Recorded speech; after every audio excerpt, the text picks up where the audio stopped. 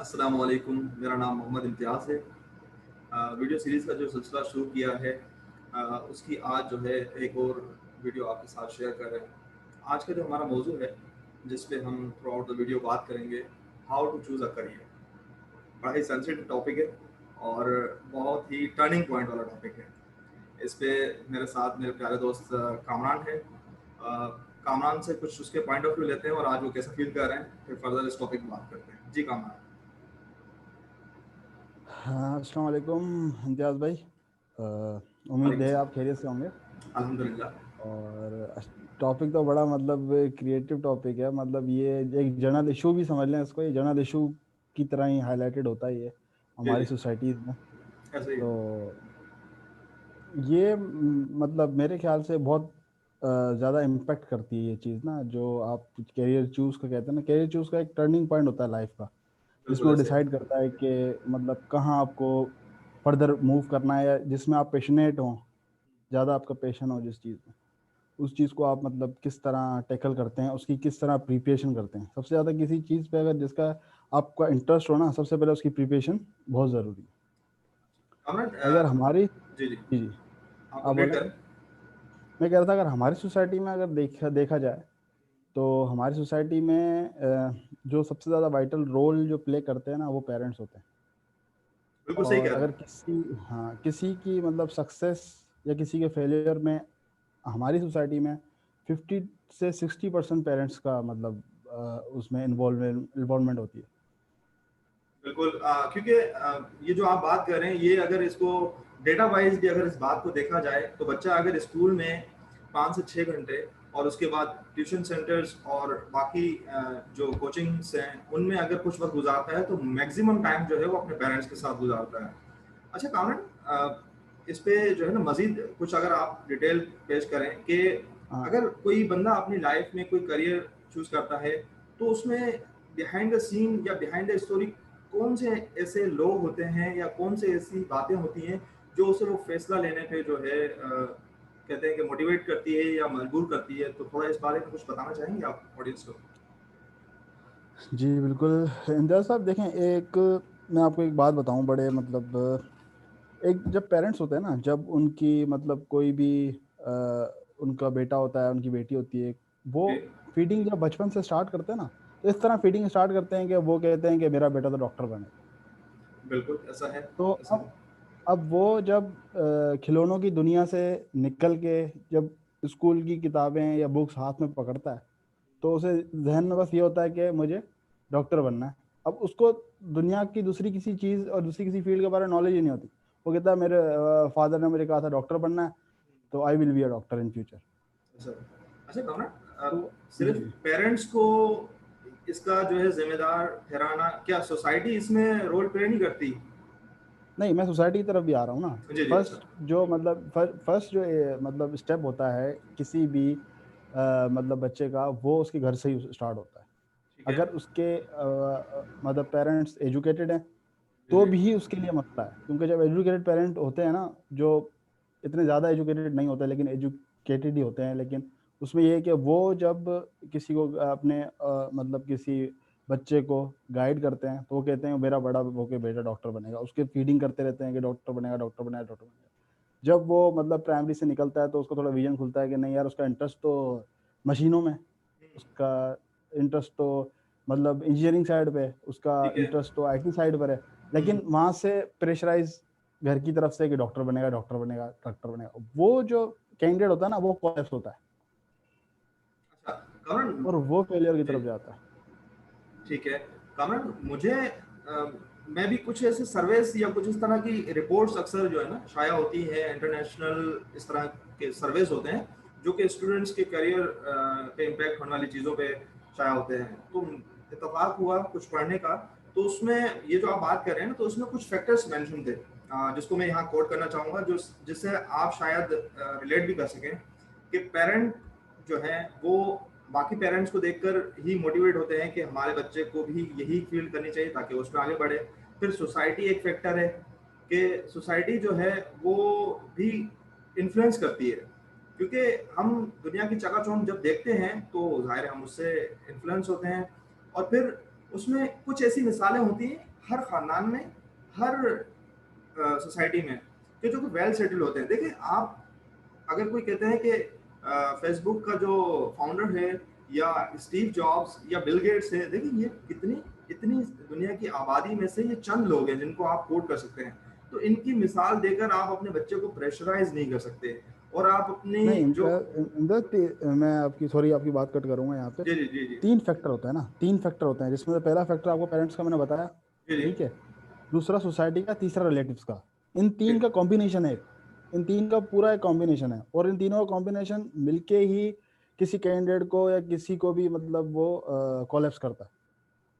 इन तीन का एक कॉम्बिनेशन, एक पेरेंट्स का मैंने आपको कॉम्बिनेशन बताया, ठीक है। तो एक दूसरा और जो पॉइंट, कॉम्बिनेशन है इसमें आता है वो है, एक और पॉइंट है इसमें कामरान, अगर हम इस तरफ भी देखें कि जब माँ बाप बच्चे से बैठ के पूछते हैं कि आपका पैशन क्या है, आपकी दिलचस्पी किस डिपार्टमेंट में है, तो मोस्ट ऑफ द केसेस में बच्चे के पास भी आंसर नहीं होता इस सवाल का कि उसने अपनी लाइफ में करना क्या है। ऐसे ही नहीं सही, बिल्कुल ऐसा ही है, आप सही कह रहे हैं, लेकिन उसके लिए भी मतलब उसको ये एक बहुत इनिशियल लेवल आप बता रहे हैं, मैं मतलब आपको बता रहा हूँ प्राइमरी के बाद की जो है ना सोच, जो कैंडिडेट की सोच प्राइमरी के बाद होती है, जी जी उसमें उसको कुछ ना कुछ विजन आ जाता है। अब देखें ना, सोसाइटी का, पेरेंट्स का इम्पैक्ट तो ये है कि वो आपको किस तरह गाइड करते हैं, या तो एम्फेसाइज करते हैं कि भाई आपको यही करना है, आपने इंजीनियरिंग ही करनी है, आपने एमबीबीएस ही करना है, ठीक है। इस तरह की दूसरी चीज़ जो मैं आपको बताऊं ना, जो मेन चीज़ है वो है सोसाइटी। ठीक सोसाइटी, है अब मैं ठीक आपको है एक एग्जांपल देता हूँ, बहुत छोटी सी एक एग्जांपल देता हूँ। एक बच्चा एफएससी कर लेता है, ठीक है। एफएससी में उसके मार्क्स आ जाते हैं, मतलब वो मतलब एक ऐसे ऐसे परसेंटेज ले लेता है कि वो क्वालिफाई कर लेता है इंजीनियरिंग के लिए भी। का फैक्टर आता है ना, वो कहता है मेरा तो बेस्ट फ्रेंड है, उसके कम आए हैं, उसके 50 से नीचे मार्क्स आए हैं या 50 से बिलो मार्क्स आए हैं, तो वो आर्ट्स की तरफ जा रहा है, तो I should move to arts क्योंकि मैं अकेला रह जाऊंगा। हाँ ये फैक्टर भी है तो बिल्कुल। ऐसे केसेस मैंने देखे हैं, मतलब अपने आप को खुद जुस्सा करना, आप अपना इंटरेस्ट देखें। भाई मैं अकेला हो जाऊंगा, मैं आर्ट्स में ज़्यादा जाता हूँ, मैं आर्ट्स में चला जाता हूँ, मेरा दोस्त आर्ट्स में जा रहा है इसलिए, ऐसा कुछ भी नहीं। और आर्ट्स अगर आप किसी चॉइस से ले लो कि यार आर्ट्स आपको पर्सनली इंटरेस्ट है, आपको रिलेटिव्स मार देंगे, आपके पेरेंट्स किसी सोसाइटी में या किसी गैदरिंग में बताने के लिए लायक नहीं रहेंगे, बोलेंगे कि आर्ट्स में है, तो वो छुपाएंगे, इस बात को छुपाएंगे। मैंने ऐसे पेरेंट्स भी देखे हैं, वो आर्ट्स उसने अपने विलिंग से लियो भले, लेकिन वो पेरेंट्स क्या कहते हैं, वो उसको हाइड करने की कोशिश करते हैं कि मतलब कि हमारा बेटा तो आर्ट्स में है ही नहीं, तो इस तरह वो उस पर गलत इम्पैक्ट पड़ता है। मैं जहां तक आपकी बात समझा हूं, तो मुझे ये महसूस हो रहा है कि अगर कोई बंदा या कोई बच्चा जो है वो अपनी पसंद की फील्ड लेता है, तो उसमें उसका इंटरेस्ट भी होगा और उसमें उसका कॉन्सेंट्रेट भी होगा। और अल्टीमेटली, क्योंकि हमारे, अगर हम बात करें कि अल्टीमेट हमारा जो क्वेश्चन होता है कि इसका स्कोप है, जिस तरह हम, हमारे चैनल का नाम भी है स्कोप तुमसे है, तो हम्म, ये यहाँ पर समझने की चीज़ है कि अगर आपका इंटरेस्ट और आपकी जो है कॉन्सेंट्रेट किसी भी चीज़ में होगी, तो अल्टीमेट आप ही स्कोप बनाते हैं उस चीज़ में। जब आप स्टेट ऑफ द आर्ट कुछ बनाएंगे, तो वो अल्टीमेट वही तो स्कोप है। हर फील्ड में इसी तरीके से है। जो आप बात करें ना कि आप अगर जैसा कोई, जी जी, जी जी, अगर स्कोप मतलब हर उस चीज का स्कोप है, हर उस चीज का स्कोप है जो आप करना चाहते हैं। बिल्कुल ऐसा ही है, ऐसा ही है, और ये हमें समझना पड़ेगा। अगर आप अपने ऊपर, जी जी कामरान, जी हमने बोलिए। अभी जो बात की है उसमें हमने ये फैक्टर यहाँ पर मेंशन किया है कि रीजंस क्या होते हैं, हमारा डिसीजन जो होता है वो किन चीज़ों पे मेंशन करके जो है हम डिसीजन लेते हैं अपने करियर का। ये हमने इस पे बात की है। अब अगर हम इस पे बात करें कि एज स्टूडेंट, हमें बहुत सारे स्टूडेंट्स इस वक्त सुन रहे होंगे, तो क्या हम इस पे बात कर सकते हैं कि अगर कोई स्टूडेंट है इस वक्त, उसने एफएससी क्लियर किया अपना और वो चाह रहा है कि वो किसी फील्ड को जो है चूज करे, उसे उसे क्लियर नहीं है अपना कि वो किस तरह जो है इस फील्ड को सिलेक्ट करे, उसे दिलचस्पी तो है बट वो खुद ही क्लियर नहीं है कि मैं क्या ये कर सकता हूँ नहीं कर सकता। और क्योंकि जाहिर है आपने पेरेंट्स को भी इस चीज़ में, आपने उनको भी रजामंद करना होता है, तो आपने उनको फुल कॉन्फिडेंस देना होता है कि देखिए जी इस चीज़ में मैं बहुत, किसी भी चीज़ में मैं बहुत कॉन्फिडेंट हूँ और मैं कुछ कर सकता हूँ। इस पे कुछ अगर आप बात करना चाहें कि किस तरह क्या फैक्टर्स होते हैं कि देखिए अगर कोई सिलेक्ट एफएससी करना है। जी एफएससी एफएससी एफएससी के बाद अगर कोई कैंडिडेट ये सोच रहा है कि अब मुझे क्या करना चाहिए, तो सबसे बड़ी बेवकूफ़ी है। अच्छा, एफएससी से पहले ही डिसाइडेड होना चाहिए कि ठीक मुझे है, क्या करना। ठीक है, आफ्टर मैट्रिक और एफएससी से पहले बिल्कुल ड्यूरिंग क्लियर होना मैट्रिक, चाहिए उसको, तो ठीक है, मुझे आगे किस फील्ड में जाना है।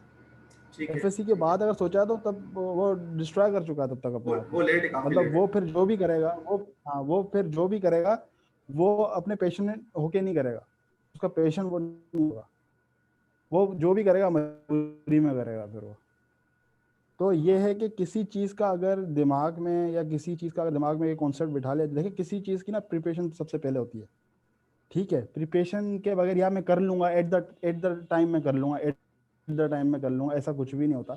अगर किसी को स्विमिंग नहीं आती और वो बोलेगा एट द टाइम कर लूंगा, जब बारी आएगी स्विमिंग की या कोई कंपटीशन होगा तो ऐसे ही पानी में तो नहीं कूदेगा ना, उसके लिए उसकी प्रैक्टिस होगी। जो उसके दूसरे कॉम्पिटिटर होंगे वो उस टाइम बिल्कुल मतलब रेडी होंगे, उनकी प्रैक्टिस बहुत अच्छी होगी, और वो जब मैदान में आएगा तो वो उसी टाइम वो क्वालिफाई न्यू कर जाएगा। न्यू होगा। फर्स्ट जंप जब वो पानी में मारेगा ना, तो बस तभी क्वालिफाई कर जाएगा। तो इसके अच्छा, लिए प्रिपरेशन बहुत जरूरी होती है सबसे पहले। क्या हम इसको ये कह सकते हैं कि अपने आप से जो है उसे जो है सच बोलना पड़ेगा स्टूडेंट को, कि मैं कहाँ पर स्टैंड करता हूँ, क्या मेरे अंदर ये कैपेबिलिटी है कि मैं जिस फील्ड को अभी सिलेक्ट कर रहा हूँ इसको मैं कंटिन्यू कर पाऊंगा और इस पे कंसंट्रेट कर पाऊंगा, इस पे जो है मेरी दिलचस्पी होगी और इसमें मैं मजीद कुछ कर पाऊंगा।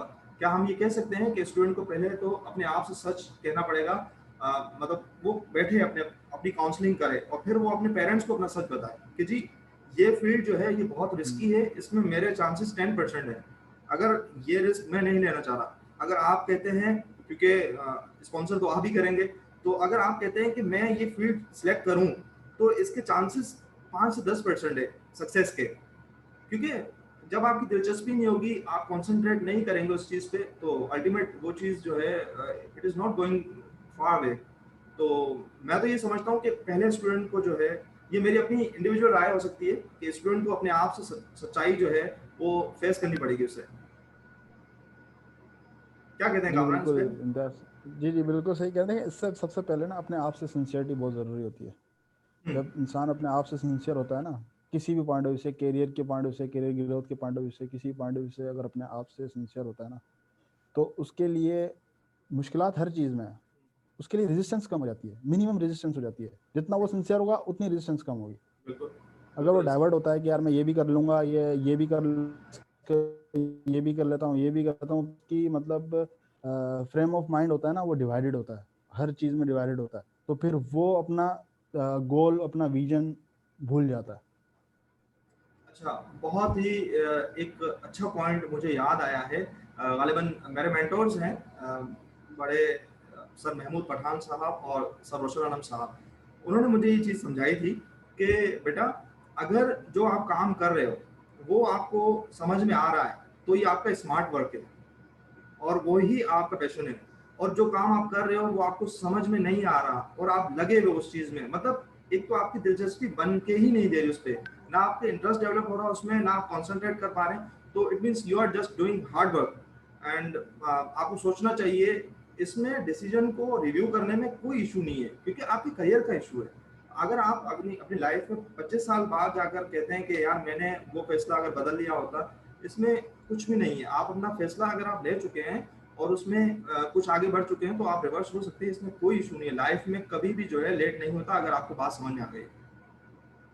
आप अपने इस पे कुछ फाइनल इस पे बात करें ताकि हम वाइंड अप करें आज के सेशन को, और हमारे ऑडियंस जो है मजीद अगर कोई नहीं कंफ्यूजन हो इम्तियाज, तो वो जी जी ये आपने बिल्कुल सही बात की जो अभी आपने एग्जांपल दी। जी जी इसके लिए सबसे पहले ना देखिए, हार्ड वर्कर कौन होता है, मैं तो ये बात करके क्लोज करूँगा। हार्ड वर्कर आप बताएं कौन होता है? हार्ड वर्कर तो वो होता है जो सबसे ज़्यादा काम करता है, मजदूर है। जी हमारी जी सोसाइटी में सबसे ज़्यादा मजदूर है वो वो तो सक्सेस है। बिल्कुल बिल्कुल ऐसा नहीं है।